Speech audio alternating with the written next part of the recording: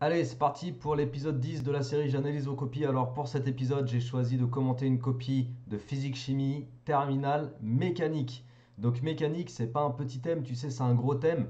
C'est le thème en physique-chimie en terminale sur lequel les élèves ont vraiment galéré la plupart du temps et sur toutes les années passées, c'est ce que j'observe en fait. C'est le thème de mécanique qui fait le plus mal aux élèves en terminale. Alors pas que ce soit difficile parce qu'on me pose souvent la question, est-ce que c'est la mécanique le plus dur ou c'est quoi selon toi le chapitre le plus dur?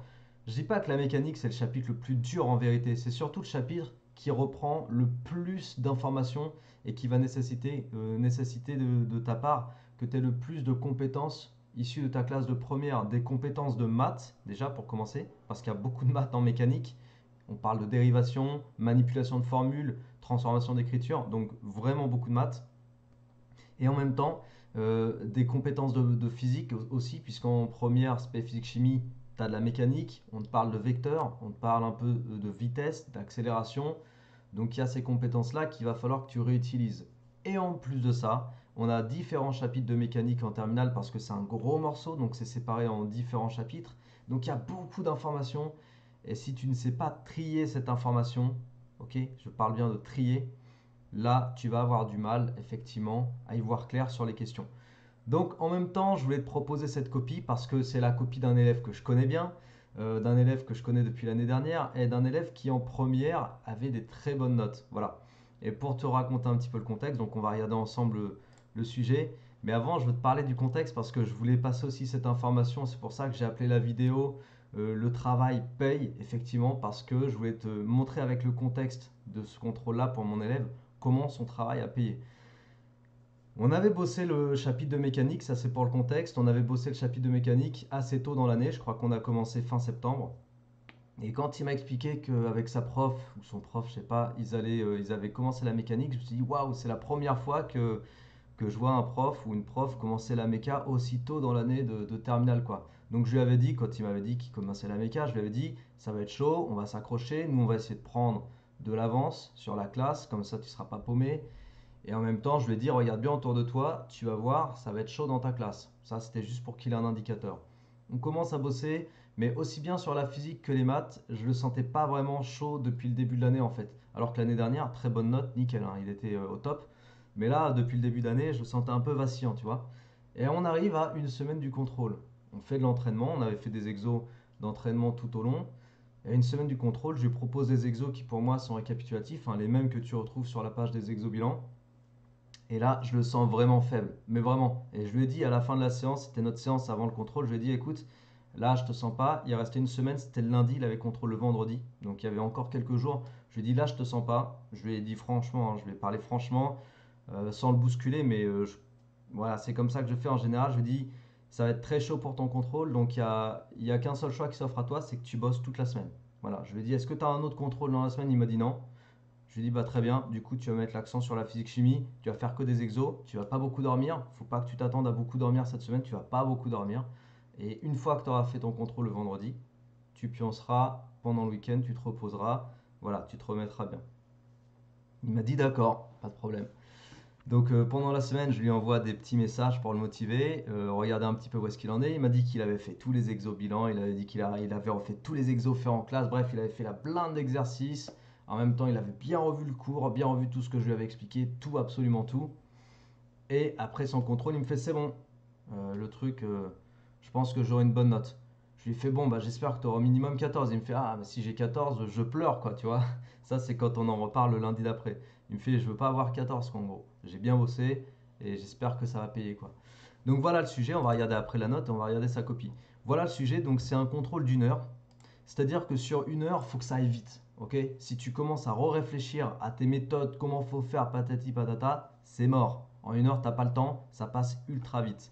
Donc saut sans parachute, ça c'est un contexte d'exercice que tu retrouveras peut-être toi aussi de ton côté. Tu sais, c'est un mec qui a sauté sans parachute et il a été réceptionné dans un filet. Il a fait une chute, on te dit ici, de 7600 mètres, donc 7 km. Et il a été réceptionné à 76 mètres d'altitude. Donc bon, la chute c'est la différence des deux, mais bon bref.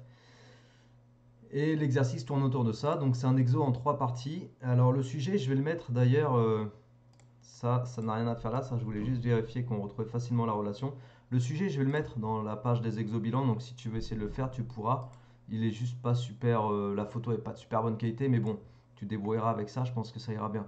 Et donc voilà, trois parties sur l'exercice. Une première partie où tu travailles sur le modèle de la chute libre, donc un truc classique où tu remets en place l'équation horaire du mouvement suivant l'axe OZ, et puis tout ce qu'il faut après un calcul de quoi, de vitesse, voilà. C'est du classique. La deuxième partie, détermination d'une vitesse limite. Là, c'est un peu moins classique parce qu'ici, on te demande de travailler avec les forces de frottement, alors qu'en général, tu ne les prends pas en compte. Mais là, on est plus proche du modèle réel. C'est pour ça, le paragraphe démarre par en réalité, il y a des forces de frottement, nanana. On prend en compte le coefficient de traînée. Donc, bref, ça, c'est des choses que tu connais pas forcément.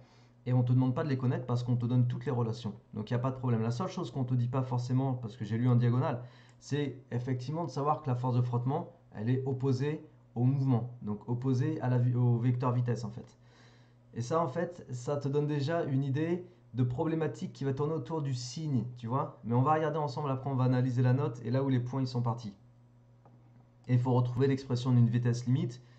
Et là-dessus, tu vois, pareil, pour traiter cette partie-là, tu as un exo qui est proposé sur la page des exobilans dans lequel on retrouve justement le fait de déterminer une vitesse limite. Tu pourras aller voir, c'est un des exos aussi dont j'ai parlé sur la chaîne parce que dedans il y avait une relation utilisée où la masse, un coup fallait la mettre en grammes, un coup en kilogrammes dans la même relation. Je vais te mettre le lien au-dessus de ma tête parce que ça avait rapport avec l'analyse dimensionnelle et c'est des petites choses qui font que concrètement sur une partie comme ça, tu vas savoir à quoi te rapprocher parmi les exos d'entraînement que tu as fait.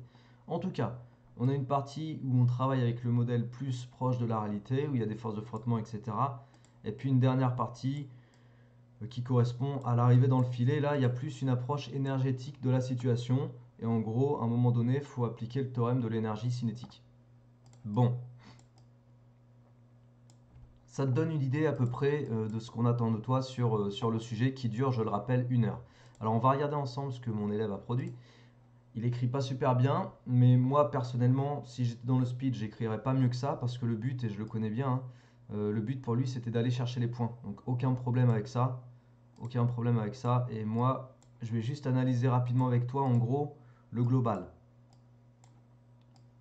Donc les premières questions, c'était d'appliquer la deuxième loi Newton dans le contexte d'une chute libre et de retrouver l'équation horaire du mouvement. Donc ce qu'on peut regarder rapidement sur sa copie, c'est que ça déroule bien. Et la première partie dans laquelle il fallait vraiment appliquer son cours et refaire comme les exos d'entraînement, en gros, ça déroule sans problème. Des petits points qui vont sauter pour les imprécisions, comme par exemple l'oubli des vecteurs ici, et l'oubli des flèches qui notifie qu'on utilise des vecteurs. Donc problème de notation. Mais après, dans la démarche, le fait de faire l'intégration, de rechercher les constantes avec les conditions initiales, tout ça c'est clair. Il a tous les points jusqu'à la fin de la partie. Tu vois, la partie 1 se termine ici sur sa copie. Jusqu'à la fin de la partie 1, il a encore perdu des points ici pour les chiffres significatifs. Donc en gros, je crois qu'il a eu quasiment tous les points sur la première partie. On verra à la fin, mais je crois que sur 9 points, il en a eu 8 et demi ou quelque chose comme ça. Ok. Donc après, deuxième partie. Dans la deuxième partie, il fallait dire ce qui se passait quand on considérait uniquement le poids et la force de frottement dans le contexte où on atteint la vitesse limite. Et là, il n'a pas su se raccrocher au principe d'inertie.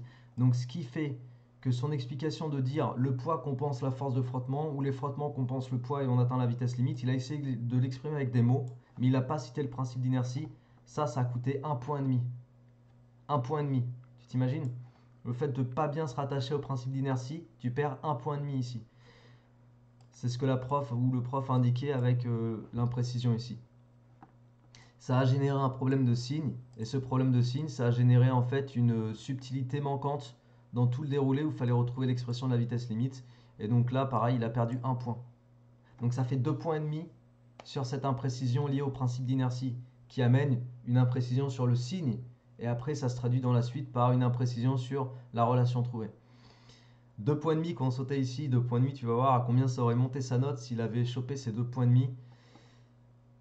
Et après, pour la troisième partie, voilà, le principe d'inertie. Alors, je me souviens très bien en plus, petite parenthèse sur le principe d'inertie, le théorème de l'énergie cinétique. Quand on avait fait l'entraînement, lui et moi, avant son contrôle, je lui avais proposé, et c'est là où j'avais dit stop à un moment donné, je lui avais dit, bon écoute, t'es vraiment pas prêt, parce que je lui avais proposé un exo qui est dans la page des exobilans, tu peux aller voir, où on applique le théorème de l'énergie cinétique, et je voyais qu'il n'y était pas du tout, quoi. En fait, théorème de l'énergie cinétique, il était passé à côté. Et là, quand je vois sur sa copie qu'il assume le ressortir, le théorème de l'énergie cinétique, et l'exploiter, malheureusement, il est pas allé au bout.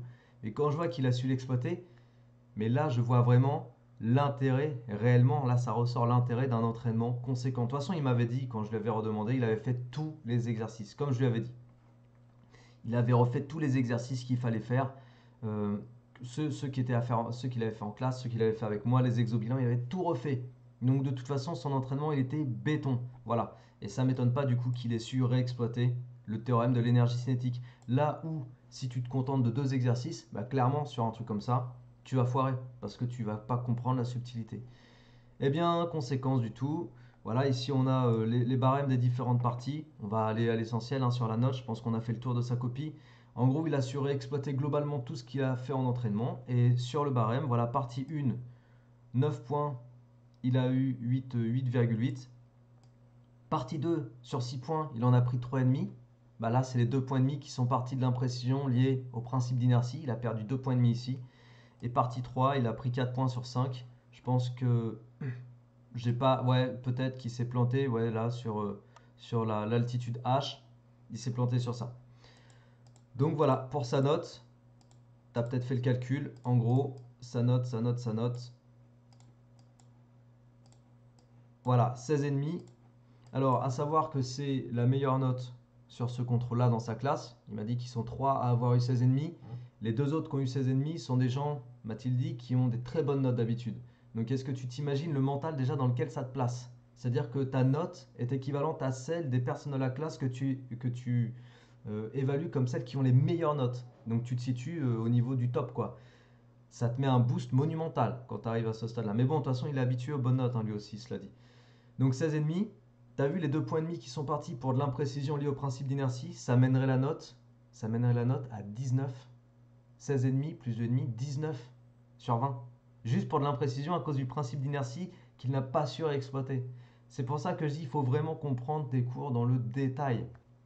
Tu ne dois pas passer à côté de quoi que ce soit. Il faut que tu aies une compréhension fine de tous les phénomènes. Et là, tu vas pouvoir te régaler sur ta copie. Et tu vas pas passer à côté des 2,5 points qui t'amènent au 19, tu vois. Mais 16,5, c'est déjà très bien. Lui, il était pas content de son 16,5. Parce que quand je lui ai dit, bah, tu auras minimum 14, il m'a dit non, moi 14, je pleure. Tu vois, même son 16,5, il en était pas content. Il a vu hein, les points d'où ils sont partis. Et il n'était pas content de sa performance. Moi, je suis très content pour lui. La plus basse note, je crois, il m'a dit que c'était 5. La moyenne, 10. Donc, de toute façon, pour moi, tirer 16,5 sur un contrôle comme ça, tu es clairement dans de la bonne performance parce que c'est pas un petit contrôle. Voilà. C'est un sujet fort honorable dans lequel on te pose des questions classiques, mais pas que. Et en 1 heure, de toute façon, même si c'est du classique, en 1 heure, on va tester ta capacité à restituer sans t'arrêter. Donc, soit tu sais faire, soit tu sais pas faire. Et l'entre-deux, bah, ça te donne un 10, ça te donne des notes vraiment moyennes qui te font pas décoller, qui font pas décoller ton dossier. Donc, ce que je voulais dire avec cette copie, déjà, je refélicite mon élève d'avoir fait le taf et je répète encore une fois que le travail, c'est ce qui fait toute la différence pour toi. Si tu fais des exos réellement d'intérêt, c'est-à-dire des trucs qui récapitulent le chapitre, alors tu vas aller vers de la note performante. Si tu fais pas ça, si tu joues pas ce jeu, clairement, tu pourras pas réussir. Surtout pas en méca. La méca, c'est le truc sanction, tu vois. C'est vraiment le thème sanction en physique-chimie terminale. Parce que si tu n'as pas la bonne méthode de travail, c'est mort. Tu prends une mauvaise note directe et ça, je l'ai tellement vu les années précédentes. Je le vois tous les ans en fait. Les élèves qui veulent pas comprendre que le par cœur ça suffit pas. Quand vient les chapitres de méca, la sanction elle tombe et ça donne des mauvaises notes. Soit des notes moyennes, soit des notes très basses. Et des notes très basses, on parle bien de la même chose. Des 4, des 5, des 6, des trucs où t'es pas dans un bon état d'esprit quand tu sors de la classe, tu vois. Là, quand tu prends 16,5 et que les mecs qui sont les meilleurs du groupe ont 16,5 aussi, donc ça veut dire qu'en fait, tu fais partie des mecs qui sont les meilleurs du groupe, ça te met dans une posture où tu as envie de donner encore plus. Le fameux cercle vertueux dont je te parle dans plein de vidéos. Alors que l'autre situation, c'est le cercle vicieux, tu vois, parce que tu restes dans un truc, un méli-mélo, c'est pas top. Donc voilà, mon conseil encore une fois, fais des exos d'intérêt, fais des exos récapitulatifs. Il n'y a que ça qui va te permettre d'aller choper les bonnes notes. Tu as un exemple ici, je t'ai donné un exemple avec mon élève. Une semaine avant le contrôle, il était vrai, j'aurais pas misé sur lui. Ok, j'aurais pas misé sur lui. Je lui ai dit fais des exos, sinon ta note c'est mort. Tu vas prendre une mauvaise note. Il m'a fait confiance, il a fait ses exos. À mon avis, il n'a pas beaucoup dormi cette semaine-là. Résultat des courses, il prend 16,5.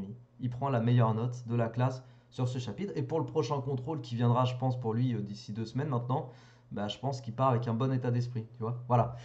C'est tout pour cette vidéo, pour ce 10e épisode. Donc ce sujet, tu pourras le retrouver sur la page des exobilans. Le lien est en descriptif de la vidéo. Et puis la correction sera réservée pour ceux qui iront chercher s'abonner aux corrections des exobilans. Sur ce, travaille bien, motive-toi bien. Le travail paye, ne l'oublie pas. Et moi, je te dis à très bientôt. Ciao.